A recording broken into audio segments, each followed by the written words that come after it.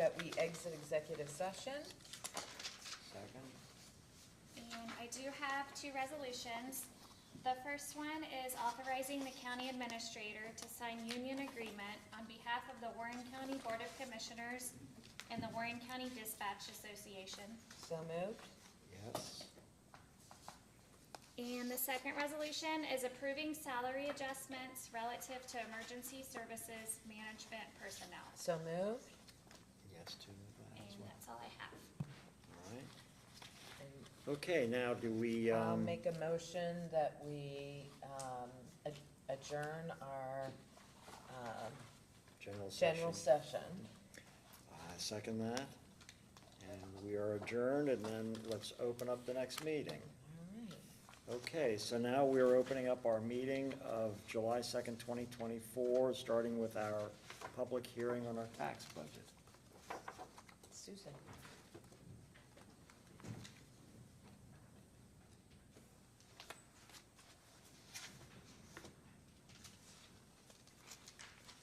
Morning, Commissioners. Good morning. I am in front of you today to seek approval of the 2025 tax budget, which certifies that there are sufficient funds for the planned expenditures in 2025.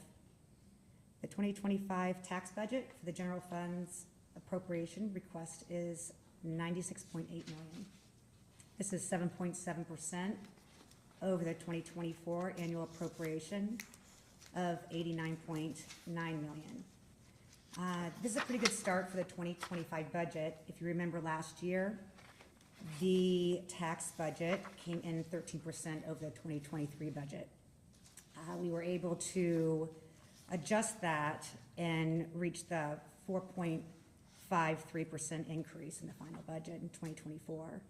So moving forward to the fall with our final budget, we'll be working with departments and elected officials just to look at budget requests and adjust where needed. There's no debt under the general fund right now.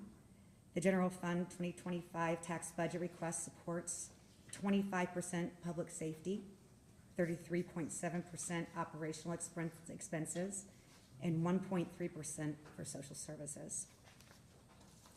Some of the areas that we're attributing to the 7.7% increase are asks for vehicles, which continue to be difficult to find. They kind of carry over from year to year for the budget, additional staff, and desired capital purchases. We're reorganizing a few departments, which shows some increases. Also looking at the cost of employee benefits with prescription costs, which we're also evaluating, and also expected rate increases. We're working on that right now. Just increases in services and supplies. Also, we're seeing a lot of increases in supply costs. So the 2024 mid-year expense revenue as of the end of May, the sales tax revenue is strong. It is currently up 4% over the same time in 2023.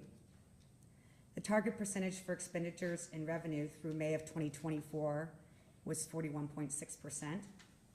Regarding revenue, we were at 54.7, collecting 51.2 million, which is above the amount we thought we would receive at that time. And we spent 39%, which is below the anticipated expenses, about 2% below from the year before. We are collecting more than anticipated and spending less than appropriated.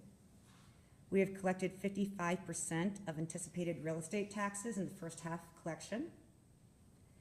As far as investment income, as of 5/31/24, we're at about $4.6 million.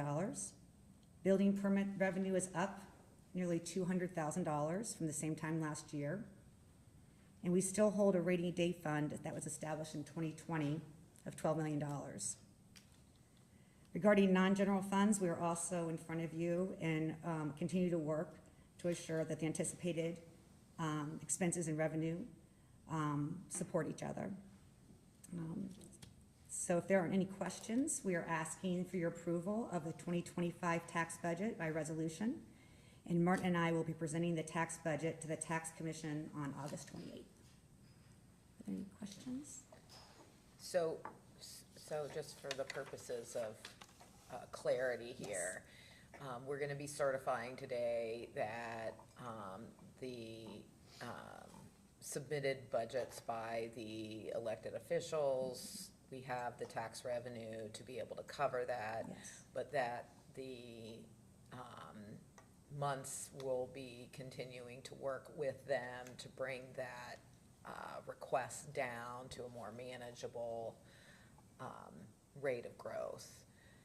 Have you given any consideration to what you think that rate of growth should be based upon inflationary measures or other things that you're seeing with our budget? Right. I've looked back, and typically our target is 4%, but we'll continue to look at that this summer, when Martin and I are working on the budget for the fall. I'm setting up meetings with some of the departments just to better understand their budgets and what their asks are, but I'll definitely come back to the commissioners with that percentage after evaluating that.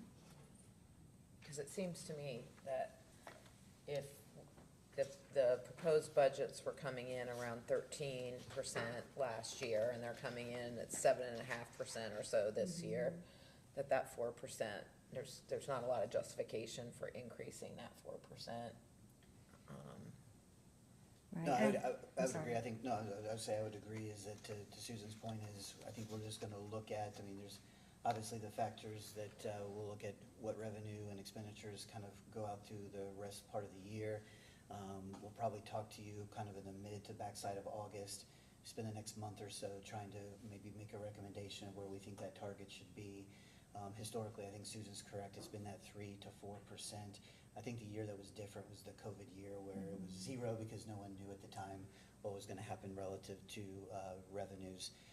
But I think, Susan told me this since this was her first time, there were no jokes that were allowed by her. But last year when I came in and it was 13%, I thought I was gonna be chased out of the room. So the fact that she's starting off at, a little over 7.5%, I think is gonna be good and bodes well.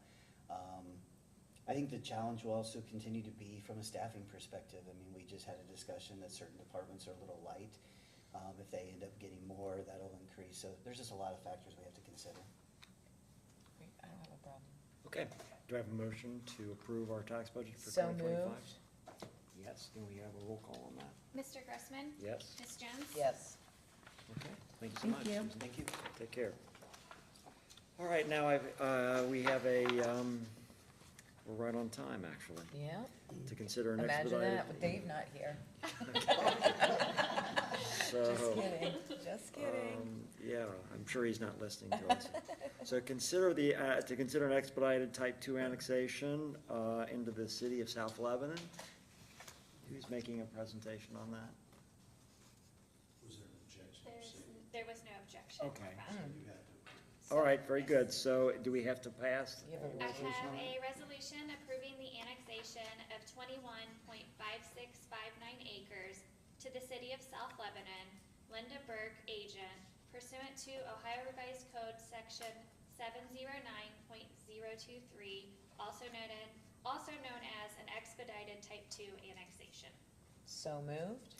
Second, and call the roll on that? Mr. Grossman? Yes? Ms. Jones? Bruce, did you want to say something before we Yes. voted? Oh, I'm No, sorry. no, I want you to vote. Okay, No, yes. Okay, All right, yes. the city of South Lebanon, it's hard for me to say that.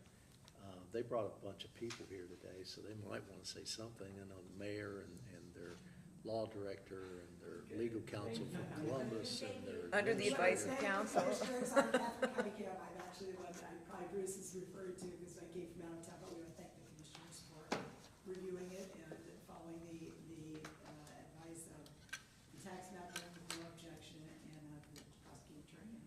Well, given the fact there was no objection, we didn't have any say. Those are always easier questions for us. And the reason we're here, just in case. Thank you. One thing I am interested in knowing is why the city was interested in annexing a county park. The Passett Park is part of this. There's no employees there, so they don't gain anything from that. The park board didn't seem to be in opposition to it, even though they really aren't counted statutorily. So maybe someone could tell us why the parkland was, the city was interested in annexing one of our parks.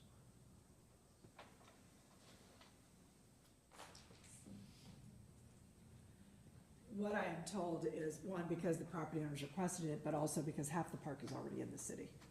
So this is the other half. I think there's a border on one side that is the city of Lebanon, but there is I do recall that there is a portion of that park in the city. I don't know whether this, Bruce, encompasses the whole park, or it encompasses significantly more. Okay, just curious. Thank you. All right, Bruce, I think we have to wait till 9:45 for the public hearing. Yes, you've got 3 minutes.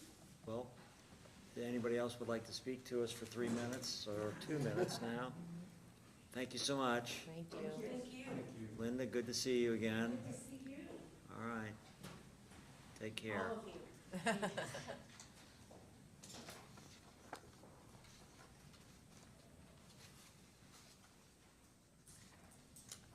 Are we gonna have a presentation by, I assume that we're gonna have a presentation from you. Cameron, are you leading this charge, or is, Michelle? Oh, sorry, right. The third time's the charm. There you go. All right, well, we got 2 minutes. So, is the applicant here today, by the way?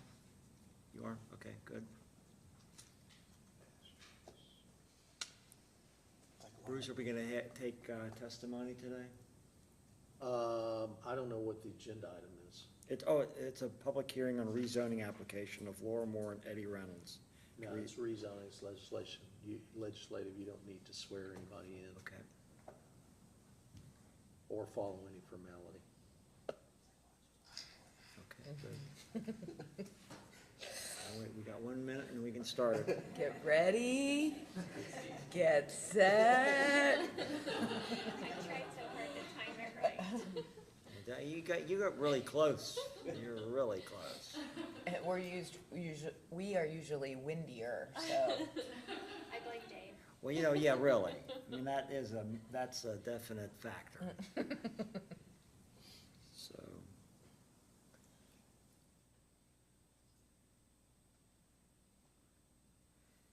I know we're all watching this clock.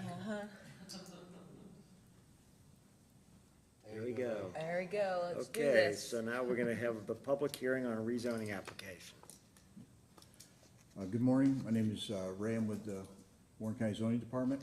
The applicants, Moore and Reynolds, are here. The case this morning is 2024-02. The applicant is Moore and Reynolds, the township is Franklin. The property address currently does not have an address, however, it does have a parcel ID, 02-05-227-002. The property size is 9.1816 acres. It has approximately 664.88 feet of road frontage. It currently zoned as I-1 Light Industrial Manufacturing Zone. The future land use has it as industrial. The existing land use is vacant. The zoning requested is RU, Rural Residential, 5-acre density. And the issue for consideration today is to rezone the property from I-1 Light Industrial Manufacturing Zone to RU, Rural Residential, to build their single-family home. Here's the process that we've already gone through. We were in front of the Regional Planning Commission Executive Board on April 25th. They recommended approval. We then went to the Warren County Rural Zoning Commission on May 14th, and they also recommended approval. And we are here today in front of you to seek your recommendation. And this is to permit them to build a single-family residence on the property? That is correct. So here's the provided site plan. You can see an aerial look at the property in question, outlined in blue. Here's a little larger aerial view to see what's around or surrounding around it. Here's a topographical map. It's fairly flat. However, we do have some flood issues. The applicant is working with Molly over at the soil and water. The color you're looking at is, the blue is the flood fringe and the floodplain, 100-year, and then there is one little tab that is, should be orange, which is the 500-year, which is right around the driveway area of the proposed site. Here's a notification map of the 500 feet notification from surrounding property owners. Here's a zoning map. So the old zoning was M2, which is heavy industry zone, and then it is currently I1. Here's the future land use map, and it shows it as industrial. Here is their proposed future home, followed by some future plans. And then we have the RPC Executive Committee vote for the recommendation for approval. The Warren County Water and Sewer, there is a manhole out by Du Bois that they could hook to. And Chris Brous has written this letter.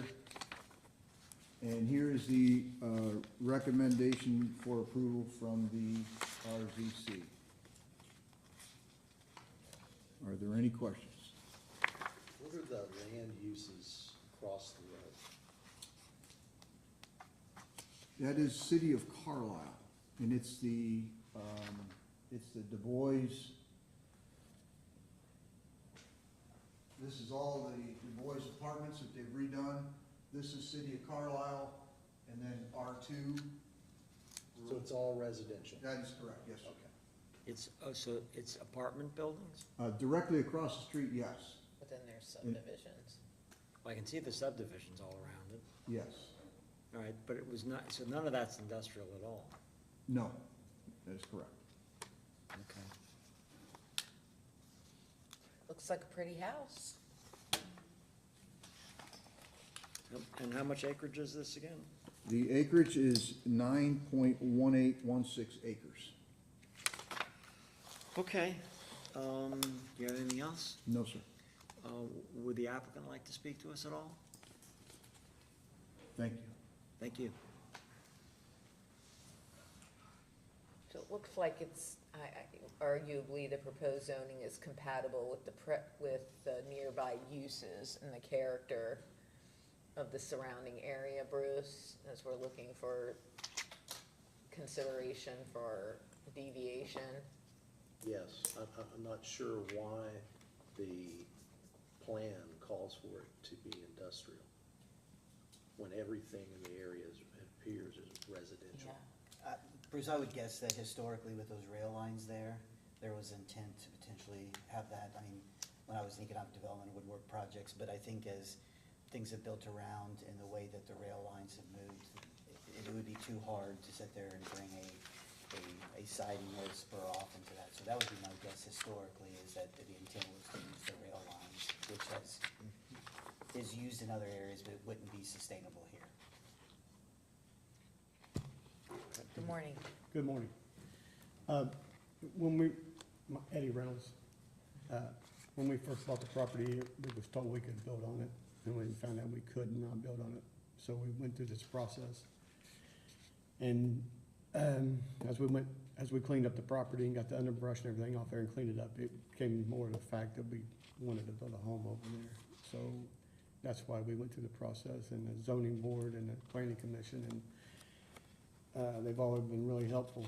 And I've talked to Molly at Flood, and we have to build at 672. So we've got all that taken care of, because the back of the property is at 671.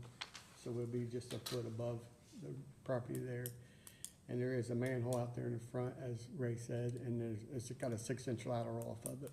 So, and then, of course, all Carlisle's on a well, so we'll probably be on the well if that goes both ways. But that's about it. But Okay. thank you very much. Thank you. When did you purchase the property? 2021. Okay. Yeah, we've had it.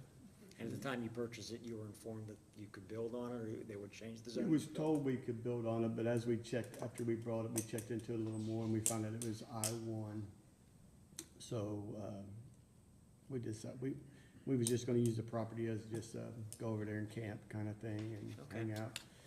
But as we cleaned it up more and more and it's turned into a beautiful piece of property, I just cannot see not building a house over there. Okay. And living over there, so, Thank you. Nice. thank you. All right, is there anyone else here that would like to speak on this topic, either for or against the proposed rezoning? All right, seeing none, do you want to close the public I hearing? move that we close the public hearing. All right, I'll second that. And we have a resolution approving the rezoning application of Roy Moore and Eddie Reynolds to rezone approximately 9.1 acres from light industrial manufacturing zone I-1 to rural residential 5-acre density in Franklin Township.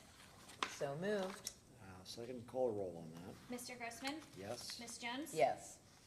Okay, you got your There rezoning. you go. Good luck. Thank you. Okay, do we need to, we can go into a work session right away, can't we? Yes, sir. All right, Trevor, Trevor, you're up.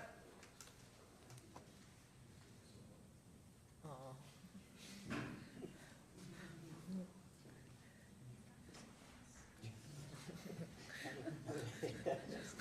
I feel like that after commission meetings frequently. Yeah. I did say good job. there really wasn't gonna be any doubt about this. Yeah, I'm sure, I'm sure. Good, Thank you. thank you. You bet, take care. Bye-bye. Thank you so much. You're You're welcome. welcome. All right. Aw. That's government in action right there, people. Yeah, really. She hugged Ray. Yeah, well, do like a full screen version.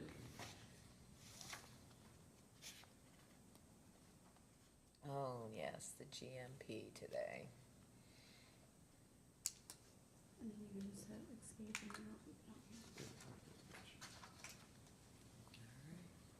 Good morning. Good morning.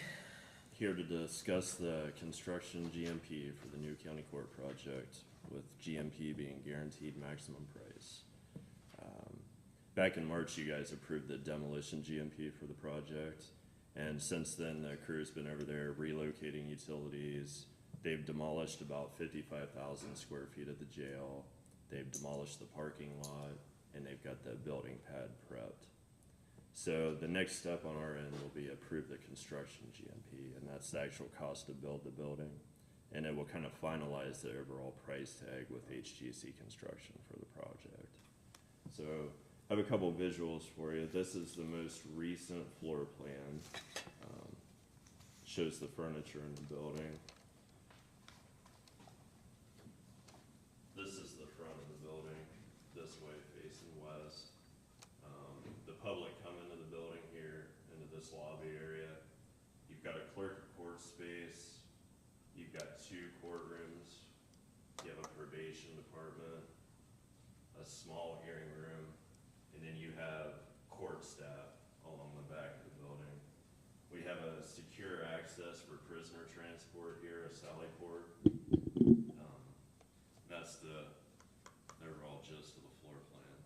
I'll show you a rendering of what the exterior of the building will look like. And there's 2 courtrooms Correct. for each of the 2 judges. Correct. And then they have that's the facade view.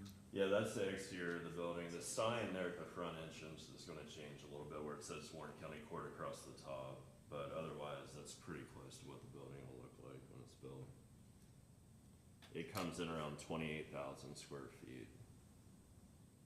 At the bargain price of, The bargain price, all right. Back in March, you approved a demolition GMP of 1.2 million approximately. So the construction GMP has come back at 11,165,753. So that will bring the overall price tag for the project to 12,831,288. Now, our budget projection on the project was 13.3 million. So this GMP proposal puts us about $500,000 under that projection. The numbers, the construction numbers look good. They've got a good list of subcontractors put together to build the building.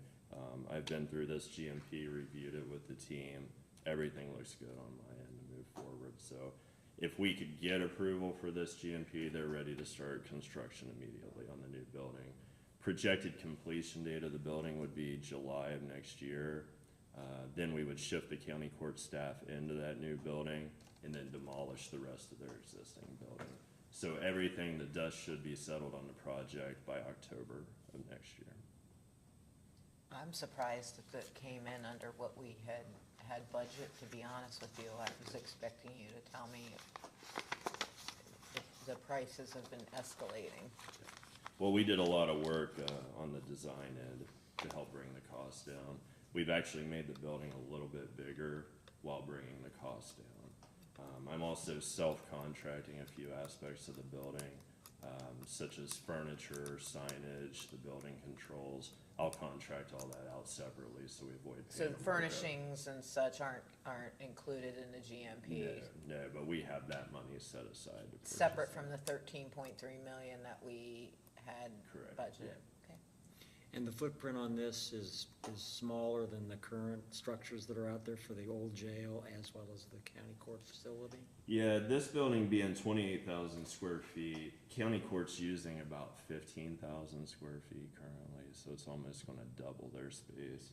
For size comparison, this building is about the size of one level of this administration building in comparison.